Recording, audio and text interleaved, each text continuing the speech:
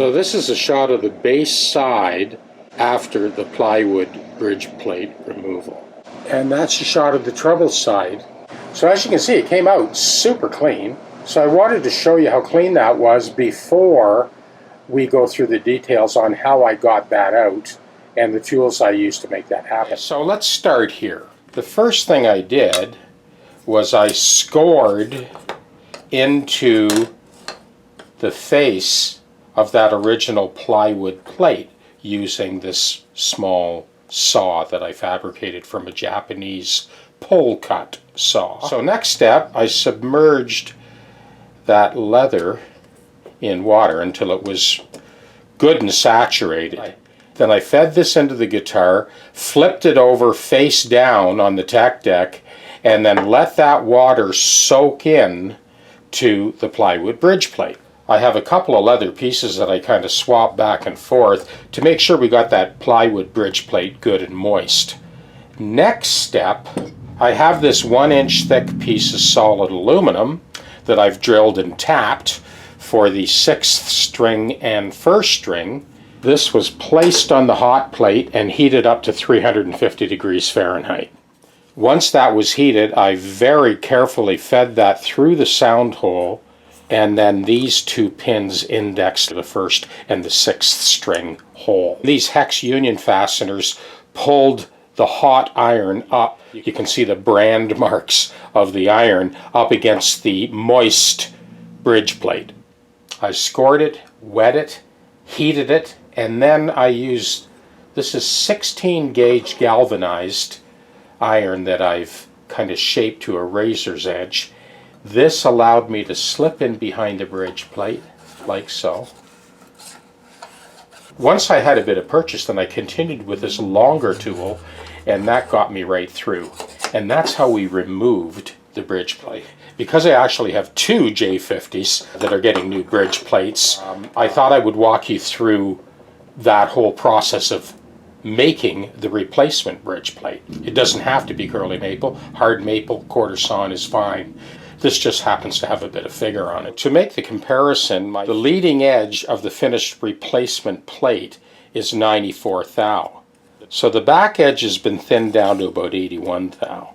The stock for this bridge plate started at 99 thou. The original plywood bridge plate was 151 thou. The surface strength of the quarter sawn maple is much less likely to be bruised or chipped by the ball ends of the strings, and it's less than half the weight.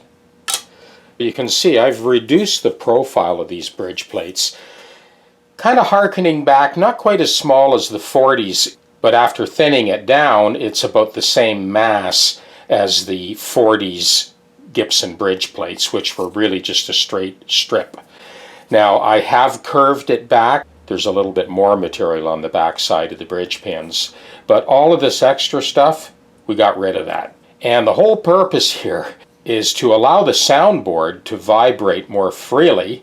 The reason this is such a common job is the golden era 20s, 30s, and 40s, they never would have dreamt of putting plywood underneath the bridge on the soundboard. So we're hearkening back to that golden era by swapping out the plywood bridge plate with solid quarter sawn maple.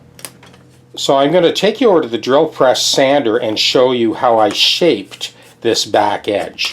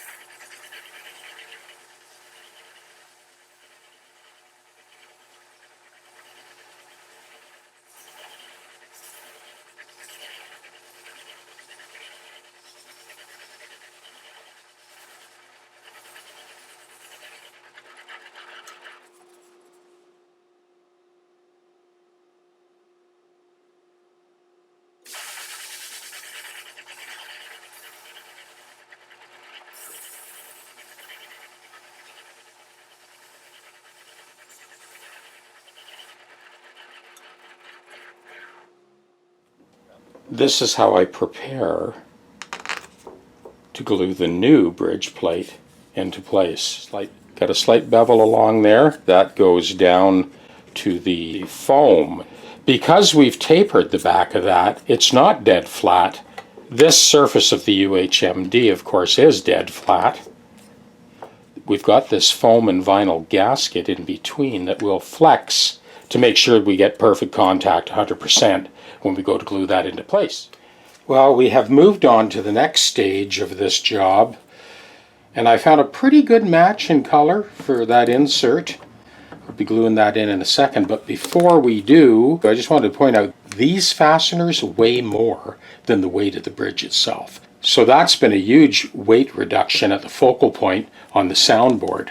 There'll be a noticeable difference in volume, mainly because with that insert glued in, we're really back to a normal conventional Martin style bridge where the pressure on the focal point of the saddle delivers. This is another one of those jobs that's easier to explain as I take it apart. So these holes were filled. I need to reinstall the pearl dots on top of these fasteners, but these fasteners will remain, and the reason for that is this reverse style Martin bridge does not offer a lot of purchase on the back edge where you've got the most string pull.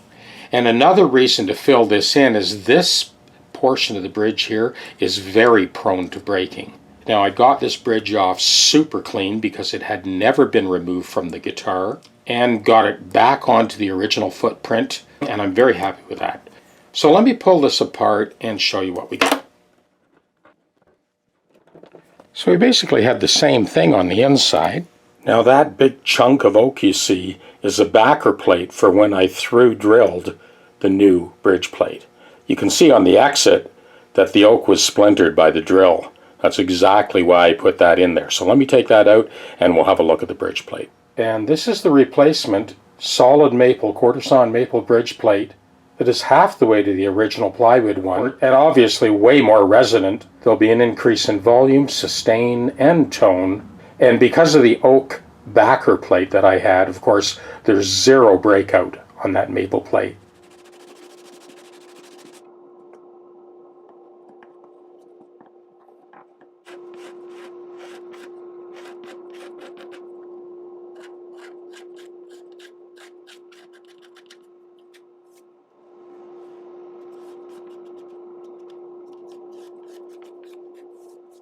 So this is the next stage now. I have pre-cut all of those frets to a very close tolerance, beveled and buffed the ends, and they are ready to install.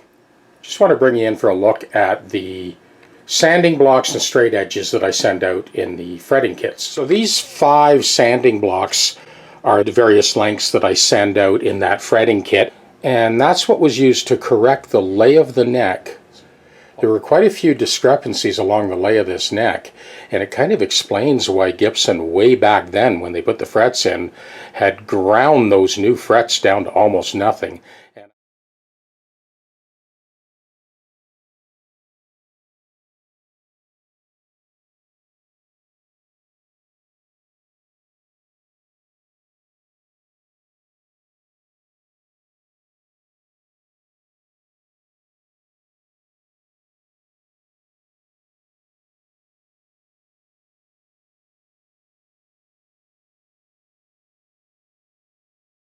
These 3 aluminum straight edges you see are the ones that I use most while I'm touching up the fingerboard and taking care of all those discrepancies along the lay of the neck.